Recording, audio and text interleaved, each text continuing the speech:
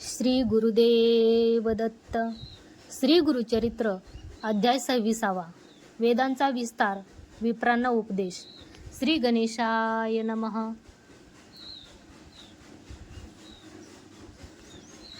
सिद्ध मुनी श्री गुरुचरित्राचा विस्तार करीत नामधारकाला म्हणाले, हे नामधारका, श्री दत्त प्रभूंच्या गुरुचरित्राचा महिमा मी तुला विवरण करतो.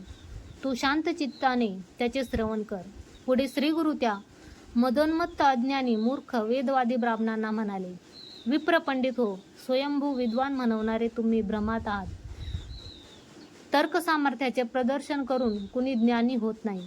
तुमच्या चित्तामध्ये भ्रांती आवरलेली नाही, म्हणून धन, मान, सन्मान, प्रसिद्धीच्या मोहात पडून वेदशास्त्रावर स्वतःला अधिकारी समजून लोकांना वादविवादासाठी अत्यंत गर्वाने तुम्ही आमंत्रित करत आहात. तुम्हाला वेद पांडित्याविषयी व्यर्थ भ्रम का आहे? अशा प्रकारचे तुमचे वर्तन अज्ञान व अल्पबुद्धी प्रदर्शित करते. ज्ञानी माणूस संकल्परहित असतो. तो कोणत्याही इच्छा, आकांक्षा आणि अपेक्षांच्या मागे जात नाही. ज्ञानीचे प्रथम गुण वैराग्यच असते. केवळ शुद्ध मनुष्यच अलौकिक ज्ञान आत्मसात करू शकतो. अहो, केवळ तर्कशास्त्राच्या सामर्थ्याने तथा युक्तिवादाच्या कौशल्याने एखादा ज्ञानी होत नाही. एखाद्याच्या जीवनात जे महत्त्वाचे असते ते केवळ जाणवते. अनुभवलेले ज्ञान असते, पुस्तकीय ज्ञान नव्हे. ज्ञानाभिमानाने नरकच प्राप्त होते.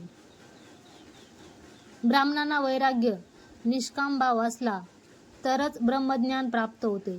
सृष्टीकर्ता ब्रह्मदेवालाही अमर्याद व विशाल पर्वता समान असणाऱ्या देवांचे अंतपार संपूर्णपणे समजले नाही. असे असताना तुम्ही सर्व वेद, सकल शास्त्र जाणारे म्हणून कशाला भ्रमेने सांगत परिभ्रमण करत आहात? तुमचे वेद विषयीचे ज्ञान किंचितच आहे.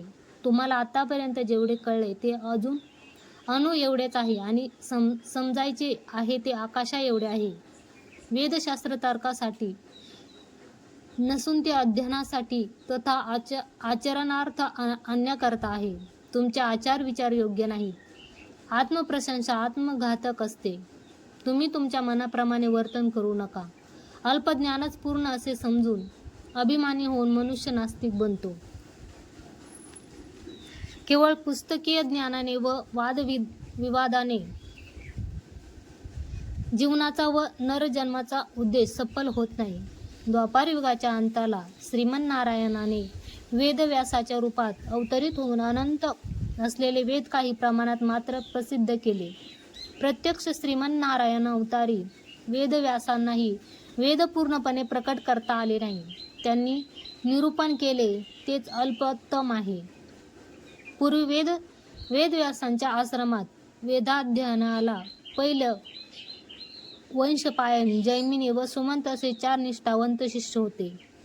एकदा वेदव्यास त्यांना उद्देशून म्हणाले, प्रिय शिष्य हो, अपार असे हे वेद एका मनुष्य जन्मात पूर्णपणे अवगत करणे अशक्य आहे. एका वेदाच्या अध्ययनार्थ अल्प काळ लागतो. असे असताना अल्प समयात मी संपूर्ण वेद कसे शिकवायचे? त्यामुळे मी तुम्हाला या वेदांचे अत्यंत विशद करून सांगतो. एकेकाळी भारद्वाज मुनींनी निष्ठेने शेकडो वर्षे वेद अध्ययन केले, तरी त्यांना वेदाविषयी किंचितच कळले. नंतर वेदांना पूर्ण समजून घेण्यासाठी त्यांनी सुदीर्घ काळ तपश्चर्या केली. त्या तपश्चर्येला प्रसन्न होऊन ब्रह्मदेव प्रत्यक्ष अवतरले आणि त्यांनी इच्छित वर मागायला सांगितले. तेव्हा भारद्वाज मुनींनी वेद आधीपासून अंतापर्यंत जाणून घेण्याची त्यांची इच्छा व्यक्त केली. ब्रह्मदेव प्रसन्न झाले व वेदांचे सविस्तरपणे वर्णन करण्याच्या उद्देशाने ते म्हणाले, हे मुनिवर, वेद हे अपार आहे. मी सृष्टीकर्ता असूनही मला ते संपूर्ण समजलेले नाही. तसेच कोणालाही ते अगोचर आहे. मलाच पूर्णपणे माहीत नसलेले वेद तुला तरी कसे शिकवू? त्यामुळे मी तुला थोडेसे शिकवतो. असे म्हणून ब्रह्मदेवाने 3 पर्वतराशी एवढे वेद त्याला दाखवले आणि शक्य असेल तेवढेच शिकण्यास सांगितले. भारद्वाजाला ते कोटी सूर्याच्या प्रभेसारखे दिसले. तो भयचकित झाला. तेव्हा भारद्वाज ब्रह्मदेवांना म्हणाला, हे ब्रह्मदेवा, या वेदांच्या राशी शिकणे असाध्य आहे. पर्वत प्राय अशा या वेदांचे आधी अंतापर्यंतचे ज्ञान मिळवणे जन्मोजन्मी मला शक्य नाही असे दिसते. माझ्या अज्ञानाला व आग्रहासाठी क्षमा करावी. तुम्ही जेवढे सांगाल त्याचाच मी अभ्यास करीन आणि आत्मसात करीन. तेव्हा ब्रह्मदेवाने भारद्वाजाला वेदाध्ययनार्थ 3 मुठी एवढे वेद दिले. त्यांचेच विभाजन करून 4 वेदांमध्ये त्यांची रचना केली आहे. तेव्हापासून आजपर्यंत भारद्वाज त्यांचे अध्ययन करीत आहेत, पण ते कणभर देखील झाले नाही. संपूर्ण वेदाध्ययन करण्यासाठी किती वेळ लागेल हे केवळ वेदोद्धारक परमेश्वरालाच माहीत. मी तुम्हाला ह्या अपार वेदांविषयी किंचित कल्पना दिली आहे. महान ऋषीमुनी सुद्धा वेद अध्ययन पूर्ण करण्यास सफल झाले नाही. असे असताना ते तुम्हाला कसे शक्य होणार? 4 सोडा पण संपूर्ण वेद तरी आयुष्यभरात शिकायला होणार का? अंततः एकट्याने 4 वेद शिकण्याऐवजी प्रत्येकाने एक वेद निवडून त्याचा अभ्यास करा. एक वेद संपूर्णतः शिकण्यासही अत्यंत प्रयास लागतात. तेव्हा श्री नरसिंह सरस्वती त्या मदांध ब्राह्मणांना म्हणाले, अहो ब्राह्मणहो, व्यासांच्या शिष्यांनाही एक वेदाचा विचार करावा लागला आणि तुम्ही म्हणताय तुम्ही 4ही वेदांचा अल्प काळातच संपूर्ण अभ्यास करून पांडित्य मिळवले. ह्यावर कसा विश्वास ठेवावा बरे? श्री गुरुजींनी हितोपदेश प्रचलित ठेवून व्यास महर्षींनी जे काही शिष्यांना सांगितले ते त्या वेदवादी ब्राह्मणांना विवरण करू लागले. व्यास महर्षींनी आपल्या शिष्यांना सांगितले, अपार असलेले वेद अध्ययन करण्यास साध्य नाही असे भारद्वाजाला दिसले.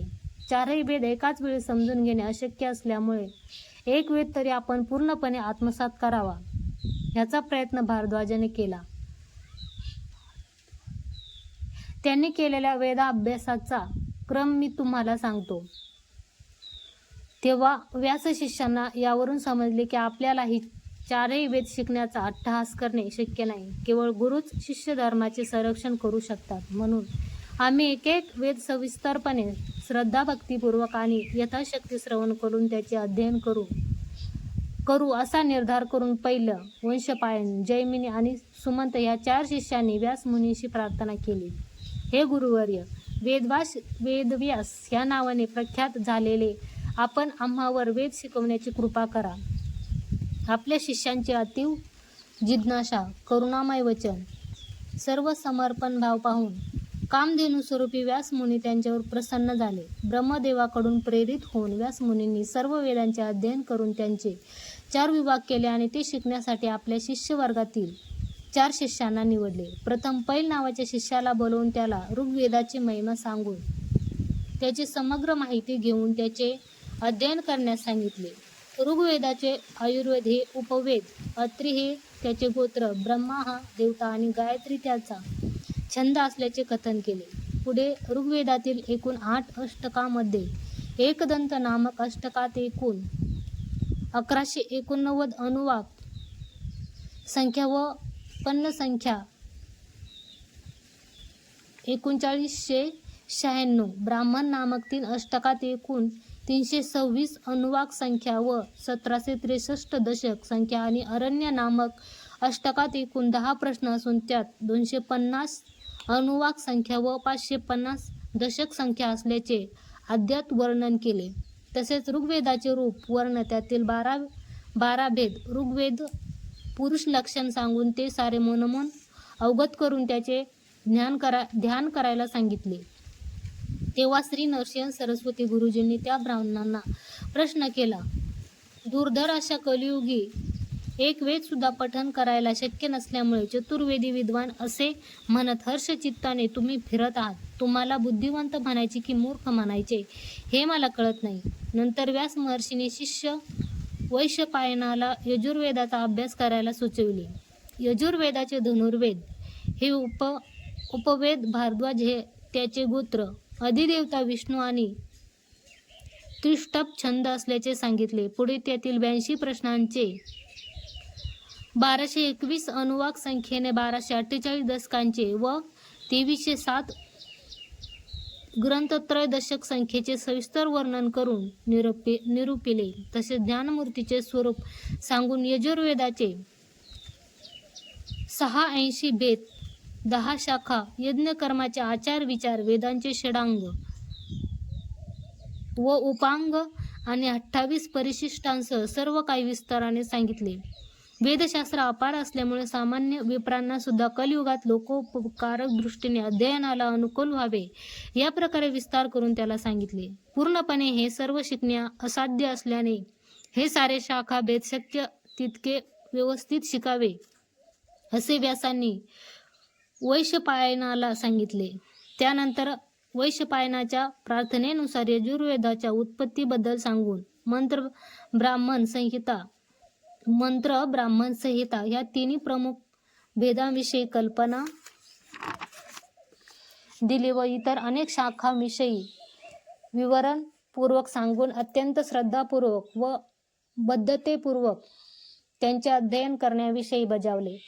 त्याशिवाय यज्ञादी कर्माला मूळ असणाऱ्या सप्त अष्टक संहितेविषयी कुलंकषपणे विवरण केले. अशा प्रकारे सविस्तरपणे यजुर्वेदातील मंत्र ब्राह्मण तर्कसहित सर्व वेदभागांचे वैशंपायनाने साक्षात व्यासांकडून अध्ययन केले. मग व्यास महर्षींनी तृतीय शिष्य जैमिनीला षड्रसयुक्त बृहता असलेल्या सामवेदाचे अध्ययन करायला सांगितले. सामवेदाचे गांधर्व हे उपवेद तो काश्यप गोत्रीय असून अधिदेवता रुद्र आणि जगती त्यांचा छंद असल्याचे सांगितले.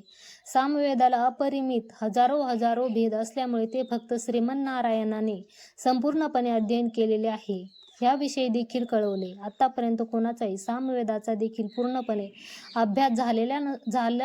अभ्यास झाला नसल्यामुळे श्रीगुरु त्या वेदवाद्यांना उद्देशून म्हणाले, तुम्ही तर आपण वेदपंडित असल्याचे दुराभिमानाने गैरसमजामुळे सांगत फिरत आहात. काही कळतोय का तुम्हाला? व्यासांनी त्यानंतर सुमंत नावाच्या शिष्याला बोलावून त्याला अथर्वण वेदाचे अध्ययन करण्याचा सल्ला दिला. वैतानगोत्रीय अथर्ववेदाचे शस्त्रशास्त्र, धनुर्वेद हे उपवेद अधिदेवता इंद्र आणि अनुष्टुप हा त्यांचा छंद असल्याचे सांगितले. तसेच त्याचे योग्य विश्लेषण करून त्याचे स्वरूप, स्वभाव, वर्ण, 9 प्रकारचे भेद, अल्प ह्या विषयी विस्तारपूर्वक कथन केले. अशा प्रकारे व्यास महर्षींनी आपल्या 4ही आवडत्या शिष्यांना 4ही वेदांचे पुरुष लक्षण, ध्यान, वर्ण, गोत्र, देवता, छंद, स्वरूप, उपवेद, भेद, शाखा यावर विस्तृत विवेचन करून त्यांचे अध्ययन करण्यास सांगितले. व्यासांचे उदार उपकार आपल्यावर आहेत, त्यामुळे साधकाला आज हे वेद अध्ययनासाठी उपलब्ध आहेत. श्री गुरु त्या वेदवादी ब्राह्मणांना उद्देशून पुनच्चा म्हणाले, हे मदोन्मत्त प्रिय हो, विप्र हो. प्राचीन काळी या भारतभूमीत अनेकांनी वर्णाश्रम धर्मानुसार विविध कर्म करून अत्यंत गुणवंत होऊन नाव व कीर्ती मिळवली आहे. कलिप्रभावाने ह्या युगामध्ये ब्राह्मणच धर्मकर्म भ्रष्ट झाले आहेत व स्वकर्तव्यापासून च्यूत झाले आहेत. त्यांची सत्कर्मामध्ये आसक्ती नष्ट झाली आहे. वेदामध्ये लक्ष न देता ते स्वेच्छारी बनले आहेत. अल्पमती मूर्ख ब्राह्मण धनलोभामुळे म्लेच्छासमोर व अपात्री लोकांसमोर वेदबीज सांगू लागल्यामुळे आज वेदही सत्वहीन झालेले आहेत आणि ब्राह्मण मूढ झाले आहेत. त्यामुळे ते स्थैर्य, आनंद व मानसिक समाधानापासून जीवनात वंचित आहेत. प्राचीन काळी ब्राह्मण खरोखरच वेदज्ञ होऊन गौरवान्वित होत असायचे. वेदच त्यांची एकमेव संपत्ती होती. धर्मकार्यात रममाण झाल्यामुळे त्यांना फारशा अपेक्षा नव्हत्या. वेदांवर प्रभुत्व असणारे ते देवांचे समान गौरव, स्थान, मान, महत्त्व संपादित करत असत. आपले वेदज्ञान, आचार विचार व चारित्र्याच्या बळावर ब्राह्मण वर्ग भूलोकी देव बनले होते. त्यामुळे त्या काळी सामान्य प्रजेपासून राजापर्यंत सर्वच जण ब्राह्मणाची पूजा सेवा करत व यदाकदा त्यांनी ब्राह्मणांना सर्व ऐश्वर्यज्ञान स्वरूपात दिले तरी त्यांचा स्वीकार ते करत नसत. त्यांना राजा असो वा प्रजा असो यांच्याकडून सन्मान, गौरव, प्रशस्ती, धनकनकादीची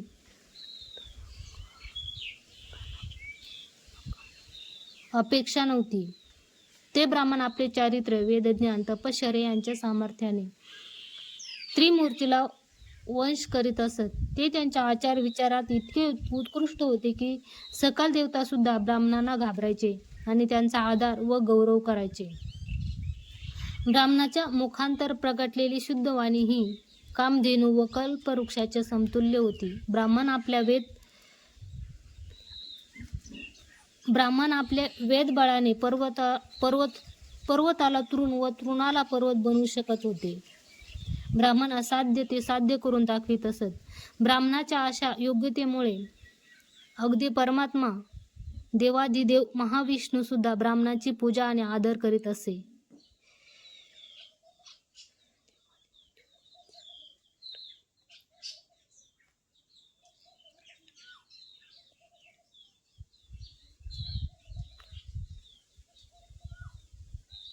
हे संपूर्ण जग देवाधीन आहे.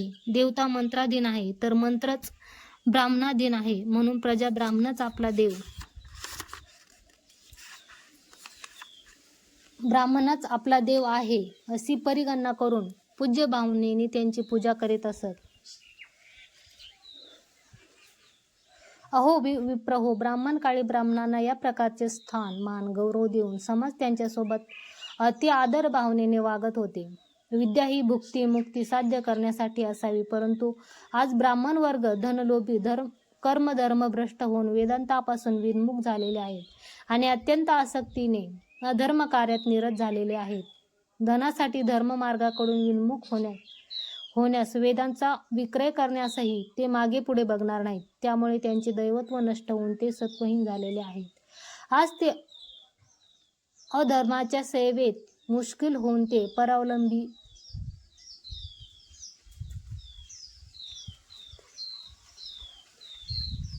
अधमांच्या सेवेत मशगूल होऊन ते परावलंबीचे जीवन जगत आहेत. खरोखर तर ब्राह्मणांनी धनसंपत्तीविषयी निरासक्त असावे, पण आज काही मूर्ख ब्राह्मण अपात्रीसमोर वेदपठण करून त्यांनी वेदांची पवित्रता गमावली आहे. ह्याचे परिणामस्वरूप ते निश्चित ब्रह्मराक्षस होऊन जन्माला येणार. अशा ब्राह्मणापासून आम्ही दूर राहावे. एक लक्षात ठेवा, ह्या त्रिलोकात संपूर्ण वेद जाणलेले श्रीमन्नारायणाशिवाय अन्य कोणीच नाही. वेद असूनही एक रहस्य आहे. ही वस्तुस्थिती आहे. एका महामुनीलाही युगायुगांतर देखील एक वेद अध्ययन करण्यास साध्य झाले नाही. असे असताना तुम्ही अतिमदाने चतुर्वेदी म्हणून स्वयं घोषित करून ब्राह्मणाला वादविवादासाठी आव्हान देऊन भ्रमण करीत आहात. असे असताना अल्पज्ञ अशा तुम्हा लोकांना हे कसे कळणार? पवित्र वेदाचे अध्ययन परमात्म्याला प्रसन्न करण्यासाठी व प्रेम संपादन करण्यासाठी करावे. धन, कीर्ती, सत्कार इत्यादी क्षुल्लक लाभासाठी व स्पर्धा करण्यासाठी नव्हे. वेदांचा आश्रय घेऊन धर्मात्मा व्हावे. वेदांच्या सहाय्याने वादविवाद करून ब्राह्मणाचे मन दुखवू नये, त्यांची अवहेलना करू नये. वेद परमार्थासाठी व परोपकारार्थ वापरावे, स्वार्थासाठी नव्हे. तर्काने ज्ञान मिळत नाही. वेद पठणाद्वारे परमात्मा संतुष्ट व्हायला पाहिजे.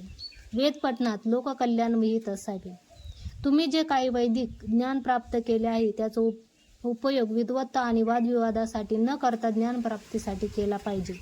तुम्ही विनाकारण ब्राह्मणांना शोभित करून त्यांना असंतुष्ट करत आहात. तुम्ही तर देवांचा अपराध केला आहे, जो अक्षम्य आहे. तुमची आशा, आकांक्षा, लालसा स्वयंकृत आहे. तुम्ही त्याची मर्यादा ओलांडली आहे. वादविवादाद्वारे तुम्ही कोणता पुरुषार्थ साध्य करायला निघालात? तुमचे वर्तन, अज्ञान तुमच्या विनाशाला कारणीभूत होणार. गौरव, स्थान, मान हे सर्व आध्यात्मिक साधकाला विपरीत बाधा देतात. केवळ शास्त्रज्ञानाने बळ विद्वानांना मोहित करते. तुमच्या या अर्थहीन अशा तर्कबुद्धीला आत्ताच निरोप द्या. हे ब्राह्मण हो, तुम्ही तुमच्या भल्यासाठी, आत्मकल्याणासाठीच असा हितोपदेश करीत आहोत. आम्ही तुमच्या भल्यासाठी, आत्मकल्याणासाठीच असा उपदेश करीत आहोत. त्याचे मर्यादापूर्वक पालन करा. तुम्ही आत्मप्रशंसा करीत असल्यामुळे परमात्मा संप्रीत होणार नाही व त्याद्वारे तुम्हीही काही साध्य करून घेणार नाहीत. तुम्ही देशभर भ्रमण करून पंडित म्हणून अतिगर्भाने जयपत्र दर्शवित ब्राह्मणांचा अपराध व लोपदोष शोधत त्यांना दुखावले आहे. एवढेच नाही, तुम्ही वेदज्ञ त्रिविक्रम भारतीसारख्या महान नेत्यांशी वाद करून जयपत्र लिहून देण्यास आग्रह करीत आहात. तुमच्या आत्मकल्याणासाठीच आम्ही हितोपदेश करीत आहोत. त्याचे तुम्ही शीर्षापालन करून स्वधामाला परतनेच हितकारक आहे. यापुढे कोणाही बरोबर अशा अहंकाराने वादविवादाच्या स्पर्धेत उतरू नका. आमचे वचन धिक्कारून तुमच्या मनाप्रमाणे वर्तन केले तर तुमच्या जीवनावर अवश्य बेतेल, हे मात्र लक्षात ठेवा. स्वयं पंडित असल्याचा तुमचा भ्रम निरसन होऊ. तुम्ही हे सत्य ग्रहण करा. या प्रकारे श्री गुरूंनी उपदेश दिला. श्री गुरूंचे हे हित वचन त्या तामसी भ्रमिष्ठ ब्राह्मणांना आवडले नाही. त्यांनी आपला हट्ट व मूर्खता सोडली नाही. श्री गुरूंना प्रत्युत्तर देत ते म्हणाले, स्वामी, त्रिविक्रम येथे आमच्याशी वाद घालण्यात असमर्थ झाले तर तुम्ही ते करायचे होते. आम्ही भूमंडलावर सर्वत्र प्रयत्न केले तरी आम्हाला पराभूत करणारा एकही ब्राह्मण भेटला नाही. वेदाविषयी तुमच्यात कमतरता आहे म्हणून तुम्ही वादविवादासाठी भयभीत झालेले आहात आणि तुम्ही ते टाळत आहात व त्यामुळे शुष्क वेदांत सांगत आहात. त्या शुष्क वेदांताचा आम्हाला काय उपयोग? तुमच्या धाडस आणि पात्रता असेल तर आमच्याशी वाद घालायला सिद्ध व्हा. आम्ही पराभूत झालो तर आम्ही जयपत्र लिहून देणार, अन्यथा तुम्ही पराभूत झाला तर तुम्ही आम्हाला जयपत्र लिहून द्या. आम्ही जर जयपत्र न घेतच गेलो तर त्या यवन राजाला वाटेल की आम्ही हरलो आहोत. तो आमचा अपमान करेल, आमच्या यशाला गौरवाला बट्टा लागेल, ह्यात संशय नाही. आम्ही तसे होऊ देणार नाही. हे गुरुजी, तुम्ही आम्हाला सामान्य ब्राह्मण म्हणून समजू नका. आम्ही त्रिवेद पारंगत आहोत. आताच आपल्या उपस्थितीत वेदांचे पठण करून आम्ही आमचे पांडित्य दर्शवण्यासाठी सज्ज आहोत. आम्ही आमची श्रेष्ठता सिद्ध करणार. अशा प्रकारे त्यांनी श्री गुरुजींना प्रत्युत्तर देत वादासाठी आग्रह धरला. विनाशकाले विपरीत बुद्धी असे म्हणतात ना, तसे त्या तामसी ब्राह्मणांनी गुरुबोधाचा धिक्कार केला. ज्या प्रकारचे सर्पाच्या बिळात मूषक प्रवेश करतो, दीपप्रकाशाने आकर्षित होऊन जसे पतंग स्वतःच तेलामध्ये जाऊन मरण पावते, त्या प्रकारची स्थिती त्या मदांध विप्राची झाली. ते गुरुकृपेच्या ऐवजी गुरूंच्या अवकृपेला पात्र झाले. त्यांनी हठयोग सोडला नाही. त्यांनी खोदलेल्या खळग्यात पडायला ते तयार झाले होते. किंबहुना त्यांनी त्यांच्या अहंकारी वर्तनाचे प्रदर्शन करून आत्मघाताचा मार्ग स्वीकारला होता. त्यांच्या उद्धटपणाने त्यांनी मृत्यूदेवालाच आमंत्रण दिले, जे योग्य होते. मूर्ख विद्यावंत झाला तर तो ती विद्या वादविवादासाठी उपयोग करतो, परमात्म्याच्या सेवेसाठी नाही. गुरुवचनापेक्षा त्यांना शुष्क प्रतिष्ठा, धन, कीर्ती या गोष्टी प्राधान्य असल्यामुळे त्याने उद्धटपणे मृत्यूला आमंत्रण दिले, असे आख्यान सिद्धमुनींनी नामधारकाशी निरोपिले. ते सरस्वती गंगाधर आम्हा श्रुतवर्गाला सांगत आहे. इथे परम कल्याणकारी श्री गुरुचरित्राचा 26वा अध्याय संपन्न होतो. श्री गुरुदेव दत्त. श्री गुरुदत्तात्रयार्पणमस्तु.